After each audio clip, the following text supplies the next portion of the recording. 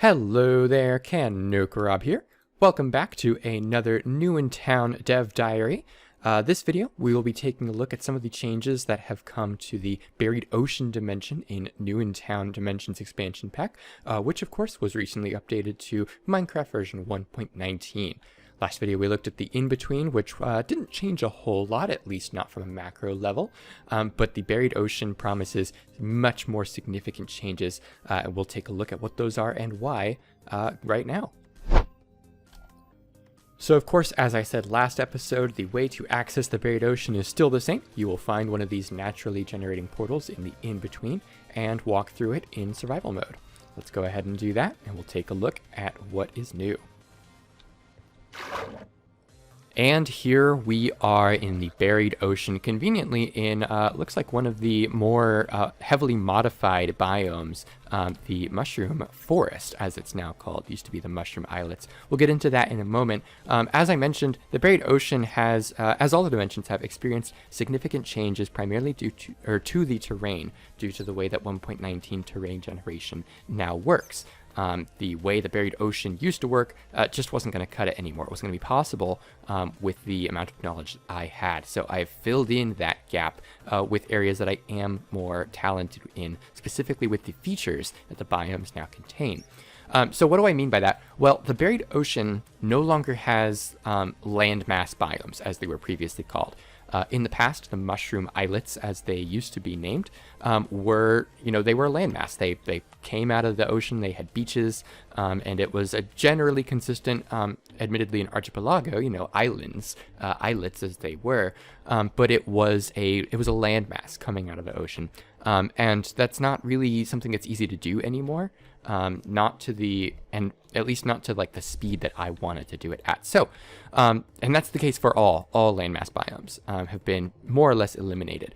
And to make up for that, there are now land and sea features in every biome. So the Mushroom Islets used to have only these land mass features.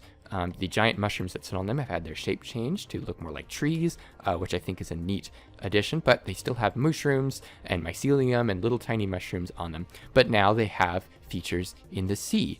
It's now called the Mushroom Forest to make more sense with what's going on here. But let's go ahead. I'm going to give us conduit power so we can see a little bit better underwater. So now when we're underwater, we'll be able to see a lot better. So if we come down here, we've got a beautiful forest of these giant tall mushrooms, some of them even tall enough to stick out of the water by design to make it really a majestic, giant biome, even though this one happens to be a fairly small footprint. If we come down to the seafloor, we've got sea lanterns lighting it up, little bits of this, I believe this is bubble coral, dotting the landscape, and all these little tiny mushrooms that are waiting to grow to this massive size as well one day. This area definitely very heavily inspired by Subnautica, as a lot of the Buried Ocean is, because just an absolutely gorgeous game and something that to some extent can be recreated here. So I've done my best to do it justice and create that same sense of wonder as you explore both underwater and above the water. We also have these bulbs down here, these mushroom bulbs, and these contain, if we come down here, soul soil, and, oh, that one just broke there, but you might have seen, also can contain netherwort, since they are mushrooms as well. So sort of explains that, or helps add to the lore of the New in Town dimensions as to what the illagers are doing here. There is a strong association with death in all these biomes, in all these dimensions in some way. In the Buried Ocean, that means lots of drowned, obviously, but that can be, extended to the Mushroom Forest with these mushroom bulbs feeding on decay. That's what this whole forest is. They're mushrooms, so that's what they do. Let's move on now to one of the new biomes. This is one of the biomes I'm most proud of, the Boiling Sea. So we'll wait for all these lava falls to come down, but you'll see here, unlike all the other biomes that have these waterfalls coming down, the Boiling Sea has lava falls and these, of course, basalt pillars as well, just like in the Nether.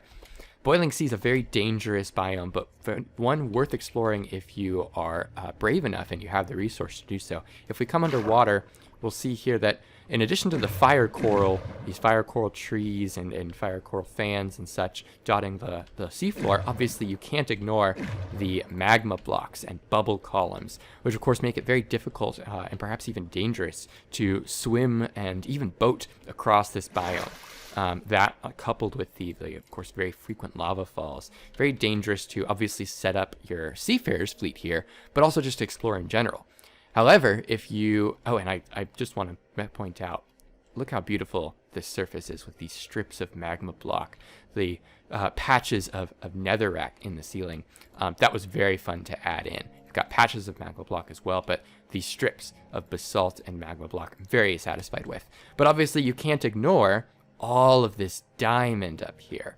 So that is why you'd want to come to the boiling sea to get this diamond sticking to the ceiling. You have to be able to actually, of course, get up here. It means braving the water at least a little bit, or finding another way up, digging perhaps above the ceiling, but below the bedrock.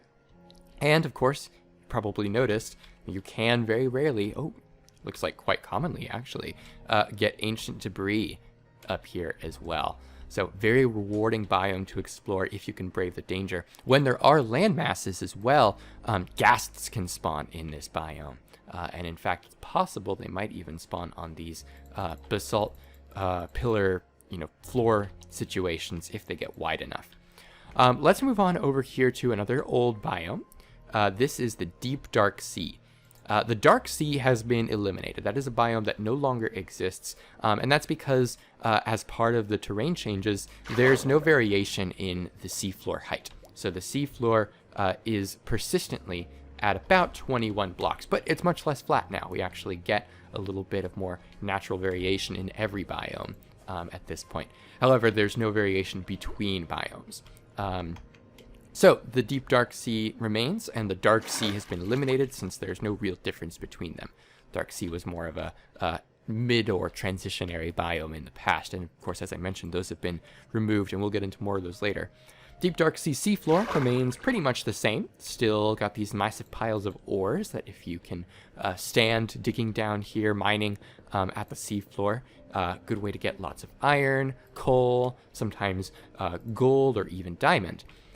In addition, the deep dark sea now makes more sense for its name. Of course, this biome was added and named before we got anything about the wild update, or indeed the Caves and Cliffs update, so before the deep dark was revealed. But now that it's been revealed and the name matches so well, the deep dark sea does feature skulk blocks. And if there's land masses, this can, of course, include catalysts and shriekers. So a very dangerous biome to explore still if there are land masses. Still contains the chandeliers, one of the more interesting, I think, structures that the buried ocean has. Beautiful, haunting, designed to, look very bright and stand out, hanging down from the ceiling of the buried ocean. And this can, of course, be covered in skulk as well. Looks like pretty much just skulk veins, though. None of the blocks here are able to be replaced with full skulk. But still looks really cool and blends it together very well with the rest of the biome. Let's move on now. We will take a look at some of the other changes to the new biomes. We won't go taking a look at the other structures because they are pretty much unchanged. So we will go take a look at some of the other changed biomes. There's no other new ones, so we'll explore. All right, here we are in the ancient sea biome. This biome has, of course, as all the others, the chance to have land masses. This one happened to be pretty large. There's not a lot that goes on here. I made the surface dark prismarine because that adds to the sort of light lore of this biome. Peppered with sea lanterns, same kind of sparkles that the sparkling glacier might have. But there's no real other benefit to having these land masses. They just had to be filled with something. Most of the usefulness of this biome, the intrigue, is still on the seafloor. Of course, we have the ancient tower, the structure that is native to this biome, and the reason you'd want to go searching for it. Still has the same potential loot, and of course is still filled with Elder Guardians at appropriate levels. This one happened to be quite short. We got pretty unlucky, but there's still the boss loot up here. So it can get pretty decent loot, ancient debris, even netherite ingots, and buried histories. So these books are similar to the settlers' journals in the in the in-between dimension. If you collect them all, you get an advancement, and they give you some history about this structure. Of course, other useful features of the buried ocean, again, are the ancient sea, still on the seafloor. You can get piles of sponges. So this is a great way to go and farm a decent amount of sponges without having to search for ocean monuments. And you can, of course, sometimes get exposed ancient debris. Similar to the boiling sea, still dangerous to get. The whole biome is populated by guardians, but a exciting, dangerous endgame type biome if you happen to find one. Also got some glow squids too. A lot of structures in this area. Very cool. Let's go ahead and move on. We'll check out one of the other changed biomes. The Mystic Roughs have always been a very haunting, beautiful biome. And of course, that is still the case. The lack of land masses does not remove, of course, these beautiful, kind of puddles, almost sky puddles. Little collections of end rods that float in the sky above the sea and create this very mystical feel, which is why it's called, of course, the Mystic Roughs. The land masses that do appear here get populated by these really cool pine trees that I think fit a lot better than the trees that we had in the past. And they still get populated by Endermen and Endermites, which the Endermen will try and fight.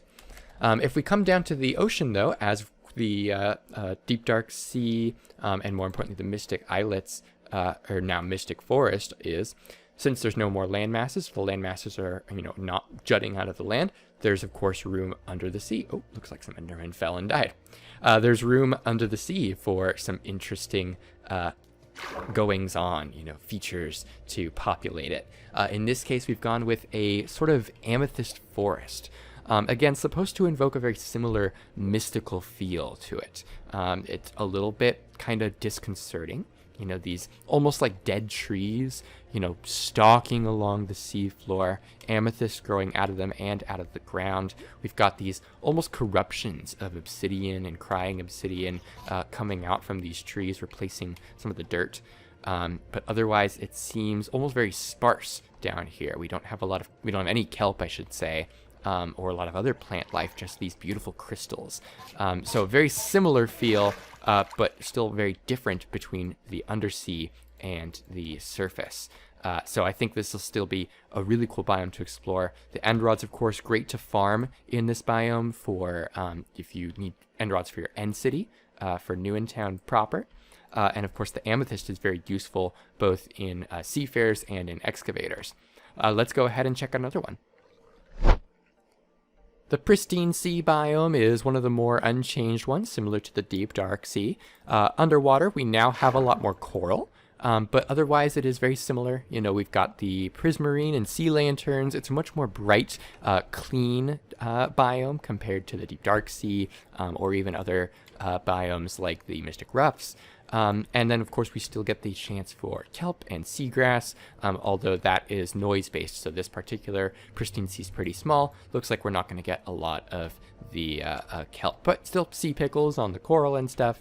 And over on the surface, again, I wanted to keep it kind of sparse, similar to the Deep Dark Sea. The main reason you'd want to be here is the safety, relative safety at least, that the sea provides. But if you come up here, we do get some sand, and on the sand and the calcite, we can rarely get piles of quartz, of amethyst, of gold. This particular landmass is pretty small, so it looks like we didn't get any. And of course, it's fighting against the terrain that is here in this boiling sea, which lets us take a look at a gas that has naturally spawned here. So since there was a landmass, this boiling sea is pretty small. Ghast was able to spawn, so this would be a dangerous place to go and try and get these diamonds even more so than the other boiling sea. But Pristine Sea, got a little bit of land stuff going on, but most of the coolness of this biome is in the surface and the fact that it is a pretty bright, or under the surface I should say, and the fact that it's a pretty bright sea biome for you to found your fleet in. We will move on. I believe there's only one biome left.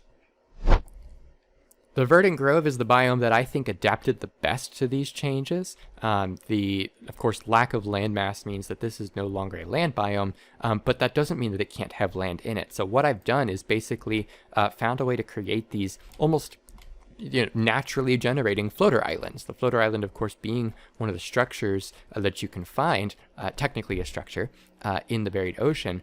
But the Verdant Grove is made of these natural ones, with these very thick, viney trees. And of course, we've got the moss and lush vegetation hanging down from the surface.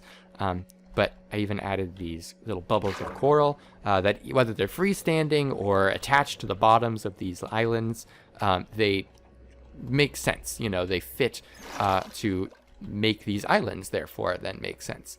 And also finally got the actual, light blocks to work correctly. So it is bright enough despite being underground, underwater, to find naturally spawning animals, from pigs to sheep to chickens, and even to cows, if we can find one.